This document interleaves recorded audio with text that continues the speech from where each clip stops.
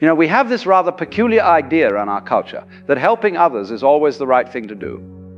We've been taught from childhood that to be a good person, a spiritual person, a loving person, you must always say yes. You must always give. You must always be available. And if you hesitate, if you pause, if you dare to set a boundary, well, then something must be wrong with you. You must be selfish. You must be unkind. But what if I told you that this entire notion is backwards? What if the compulsive need to help everyone, to fix everyone, to rescue everyone, is not actually love at all, but a form of interference, a way of disrupting the very lessons that life is trying to teach? Think about it. When you continually rescue someone from the consequences of their own actions, what are you really doing?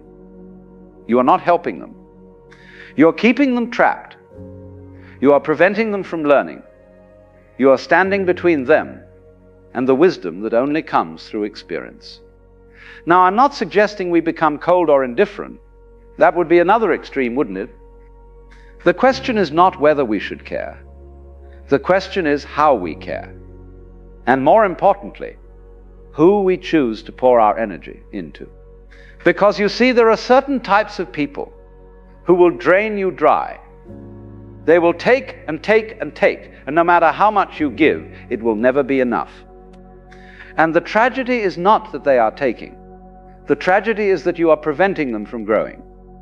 There is a difference, you see, between someone who is struggling and someone who has simply given up. The person who is struggling will take your help and use it as a stepping stone. But the chronically lazy person, they will use your help as a hammock. They have made a decision, whether consciously or not, that life is too difficult and someone else should carry their weight. And the moment you step in to help them, you become that someone else. You become the person they depend on. Not because they cannot do things themselves, but because they have discovered that someone will always do it for them. Now watch what happens in nature. A bird does not bring food to a chick that refuses to open its mouth. A tree does not continue to nourish a branch that bears no fruit. Nature is very clear about this. If something is not producing, if something is not contributing, it is eventually cut off, not out of cruelty, but out of wisdom. The chronically lazy person will always have an excuse. They will tell you about their difficult childhood, their bad luck, their unfair circumstances. And some of this may be true.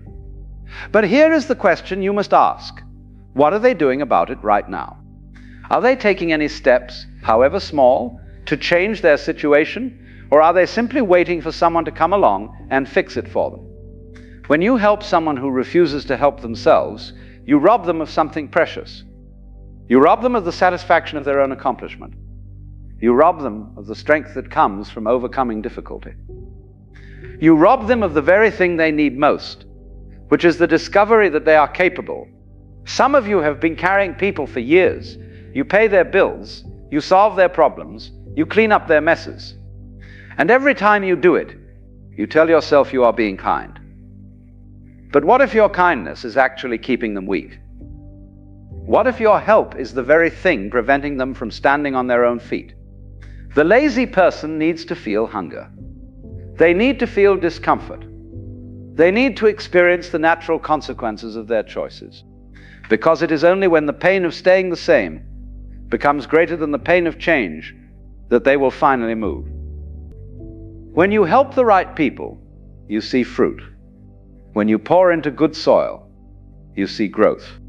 But when you give to those who are not ready, who do not want to change, who will only use you and drain you, all you will see is waste. Your energy is precious. Your time is finite. Your resources are limited, and you must be wise about where you invest them.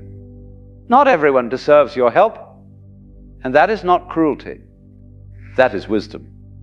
So ask yourself today, who am I helping that I should let go?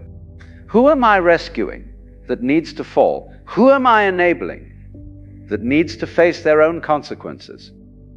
And when you find the answer, have the courage to step back, not with anger, not with resentment, but with the understanding that sometimes the most loving thing you can do is allow someone to experience the full weight of their own choices. Because in the end, you cannot save anyone. You can only point the way. And whether they walk that path or not is entirely up to them.